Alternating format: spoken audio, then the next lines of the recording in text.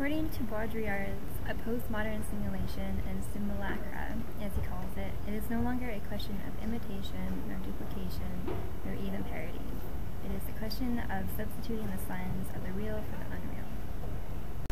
According to Baudrillard, today we are encountered with having no more distinction between reality and its representation.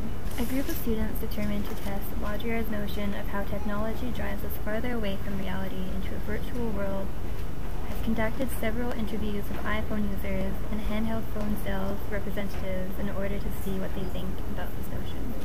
Interviews were conducted from people of different cultures, backgrounds, and visions of the iPhone to best test Baudrillard's notion. How many hours per day would you believe you use your iPhone?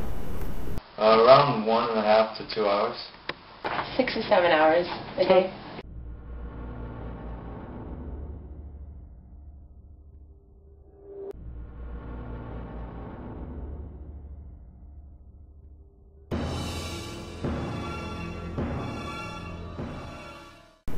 Would you say you have greater control over your life now that you own an iPhone? And if so, do you believe that could be because you're connected to the virtual world? Yes. I get to check the news, the weather, get to listen to my iPod, at the same time go on the internet, check my Facebook. No, I don't believe I have greater control over my life, although I think I have more flexibility because of the access to the virtual world.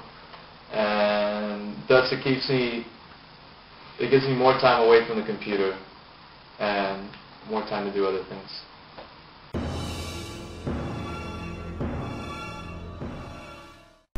Thinking extensively, would you qualify the iPhone as an escape mechanism from the real into a virtual world? I wouldn't qualify the iPhone as an escape mechanism from the real into the virtual world. However, it does extensively disconnect people from each other. Like, I wouldn't say it's a completely different reality, but it just makes people more isolated into their own world, if anything, instead of a virtual world.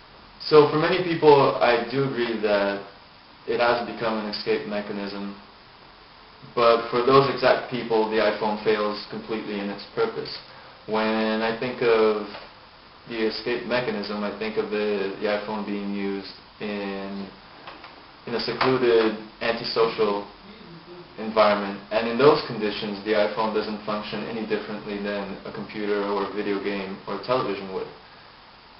It's used in the public sphere, however, regardless of social interaction or not, also becomes a faulty escape mechanism because it inevitably brings and carries along its social association.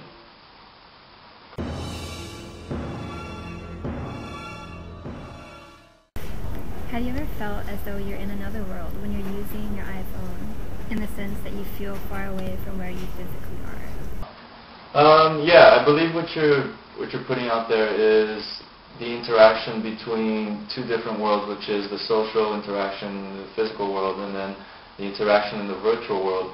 And I think what we experience today is quite confrontational in the sense that you're sort of alternating between these two just because the human beings are not conditioned yet to work within those two worlds simultaneously.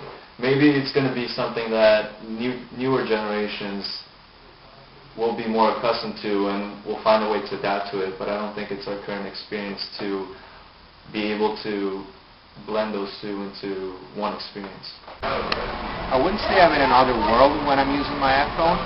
I do agree it keeps me away from other people. Like, I notice a lot in my friends when they're playing with their phones, they don't pay nearly as much attention to me. They're just kind of really busy looking at what they're doing on their phone, checking text messages, listening to music, watching videos, whatever.